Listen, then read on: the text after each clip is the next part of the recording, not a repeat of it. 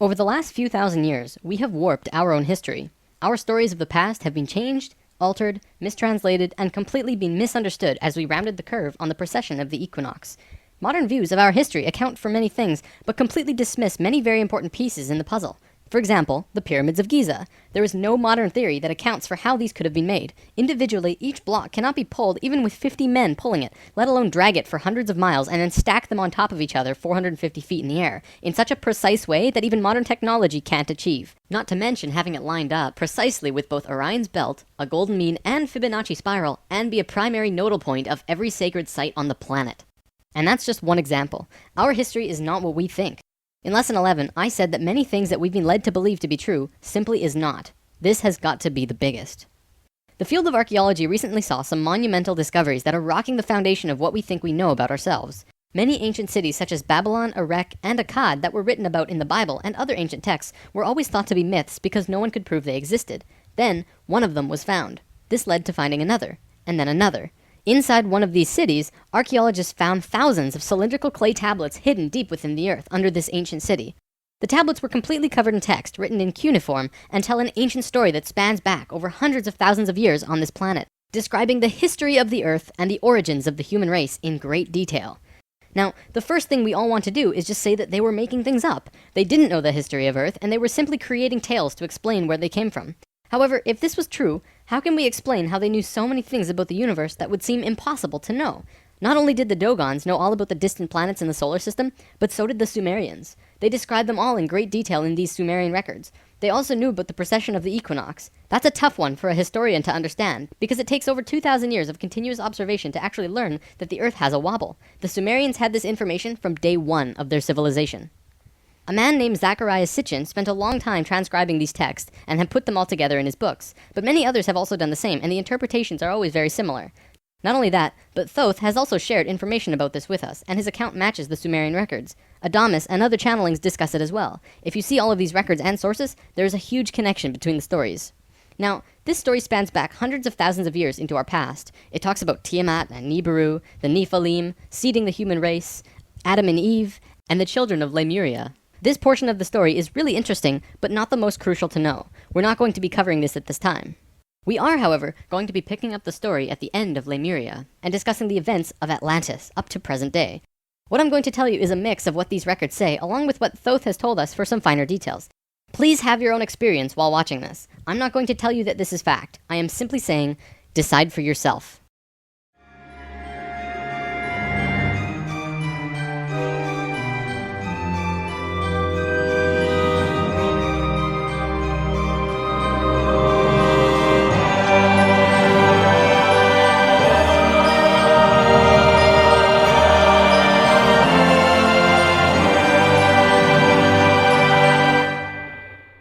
There was a time, long ago, when humans existed at a very high level of consciousness. We were intradimensional and were very psychic. We communicated through thought and emotion, much like how animals do rather than speaking or writing, which would seem very primitive. We lived primarily on a large string of islands called Lemuria, but there was a consciousness shift. We moved up in consciousness, and the islands of Lemuria sank beneath the oceans. At the time of this shift, a new continent rose out of the waters. We called it Atlantis. Back in the early 1900s, the spiritual path of the United States was similar to what's happening today. People began to learn about meditation and study ancient lands like Atlantis and Lemuria. We actually found quite a bit of evidence that Lemuria existed, and it had to do with coral. See, the ocean floor does rise and fall. Coral can exist up to 150 feet under the surface of the water. In 1910, the surface of the ocean was probably higher because they were able to see coral rings heading away from Easter Islands for a great distance. These rings were estimated to be found at 1,800 feet, which means that for them to have existed, they would have had to be much higher and sunk slowly. Probably more important, they also found the exact same fauna and flora from the Hawaiian Islands all the way to the Easter Islands. This is a great distance, but if you look at a map, you'll see a long string. That string, according to Thoth, used to run along the western shores of Lemuria. It is only on these islands that have the same flora and fauna. Same trees, bugs, bacteria, everything. Science can only explain this if there were closer land bridges between these islands at one point. Although we were studying this at that time, World War I began soon after, and we lost interest in spirituality and the ancient lands for a very long time. After the sinking of Lemuria and the rising of Atlantis, at first the human race became scattered. We moved to various islands and continents all over the world because we didn't have a home. Yet, we didn't know where to go. At that time, there were about 1,000 humans at a very high consciousness, more than all of the rest. They were called the Nakals. Today, we know them as Ascended Masters. The Nakals began preparing Atlantis to be our new home. They projected their energies across the surface of the continent in the form of the Tree of Life, not with 10 circles, but with 12, an extra on top on the island of Udal, and an extra on the bottom in the water. There were 10 components on the mainland, and even though it extended over hundreds of miles on the surface, it was projected to the accuracy of a single atom. We chose to move to Atlantis because of the Kundalini. In humans, the Kundalini is often referred to as the energy serpent that runs up and down your spine. When activated, it provides an immense amount of energy through all of the chakras. The Earth itself also has a Kundalini because the Earth is alive, like an organism, running from the center of the planet to a specific place on the surface. Wherever the Kundalini resides, the people there become the spiritual leaders of the world. The Earth chose Atlantis to be the new energetic center of the planet. After Atlantis, the Kundalini moved to the mountains of Tibet, which is why the Buddhists were the leaders in pure spirituality for the last 13,000 years. It was a very pure place. It moved again within the last 10 years, but that's a story for another time. If you want to read more, check out the book The Serpent of Light by Drunvalo Melchizedek. Suddenly, in a single day, the Nakals breathed life into the Tree of Life on the surface of Atlantis. This created vortexes of energy rotating out of each and every circle.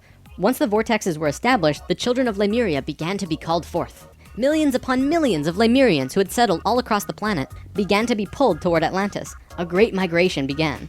However, the Lemurian body of consciousness had only reached the age of 12 as a planetary consciousness. Because we were right-brained, we were a female species, like a 12-year-old girl. And some of our centers weren't working yet. They had worked with these energies, but only mastered 8 of the 10. Each migrating Lemurian was attracted to one of these 8 centers on Atlantis, depending on the nature of the individual. There, they settled and began to build cities. That left 2 vortexes with nobody using them, not a single person. These 2 vortexes were pulling life toward them, and in life, you can't have an empty place. Life will find a way to fill it. Similar to if you were driving along a freeway, following another car, and you drop too far behind, someone will fill the place. That's exactly what happened on Atlantis.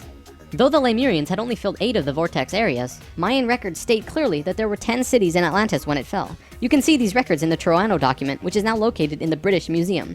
This document is estimated to be 3,500 years old, and it describes in detail the sinking of Atlantis. To fill these 2 empty vortexes, according to Thoth, 2 extraterrestrial races stepped in. Not 1, but 2 completely different races. The first race were the Hebrews, coming from our future. Thoth says that they came from off-planet, but we don't know where exactly.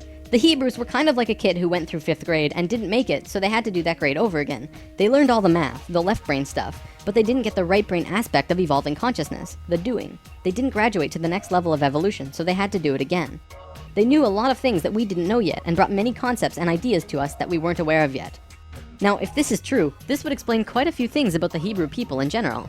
They seem to have many sacred geometries hidden within their culture. It also puts perspective on the story of Exodus. Perhaps Moses incarnated into that lifetime to free the Hebrews because they were not direct descendants of humans and were being treated unfairly. Or could it be that Moses was visited by an ascended master of the Hebrews who guided him to free their people? Given what we know about dimensions and consciousness, it definitely puts a fresh perspective on old stories that didn't make much sense. We could talk about this more, but let's continue for now. There were no problems caused by the Hebrews coming to Atlantis. They actually benefited our evolution. The other race that stepped in caused big problems. These beings came from the nearby planet of Mars.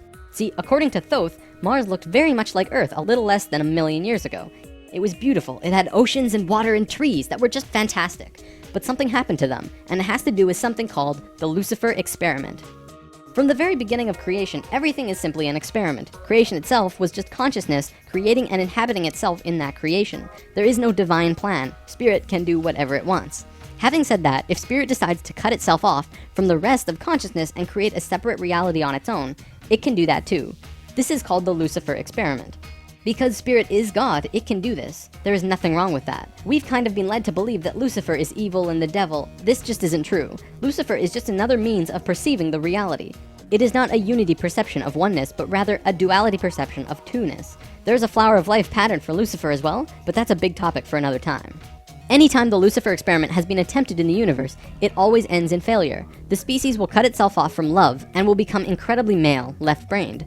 What always ends up happening is that everyone becomes very greedy. There is no compassion for one another, and everyone ends up fighting until they end up killing themselves. More than 1 million years ago, the beings on Mars joined the Lucifer experiment, and it failed dramatically. Basically, they cut themselves off from the unity of the universe and created a separate reality. When the Martians severed the love bond, they became pure male, logical beings with no emotions. What happened on Mars was that they ended up fighting. Mars became a battleground. Eventually, it became clear that Mars was not going to survive. They blew their atmosphere away and destroyed the surface of the planet. Nova recently did an episode on planetary magnetics, and they found some interesting things about Mars. The planet didn't have a magnetic system, however the surface was magnetized, implying that at one point it did, but that something happened. Let's move on for now, but I'll link to this Nova special in the comments. Now, we've been discussing the star tetrahedron before, and now I want to give you a brief understanding of the Merkaba. The Merkaba was known in ancient times as the Chariot of Ascension. It is the star tetrahedral energy field around the body. All around the world, there are references to this in ancient texts. When activated to its full potential, the Merkaba, which is both a tool and part of your being, can be used to do the impossible, included but not limited to changing dimensions and traveling through the universe. Before Mars was destroyed, they built huge tetrahedral pyramids, which we've discussed in Lesson 10. They built 3, 4, and 5-sided pyramids, eventually building a complex that was able to build a synthetic Merkaba. Remember in Lesson 10, I showed you that complex on Mars depicting a star tetrahedron inside of a sphere? That was the remnants of a complex that created the Merkaba.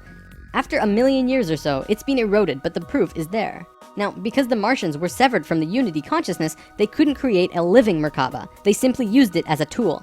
They created a synthetic Merkaba to travel in time and find a new home. A small group of Martians tried to get away from Mars before it was destroyed, and that place they found was Earth.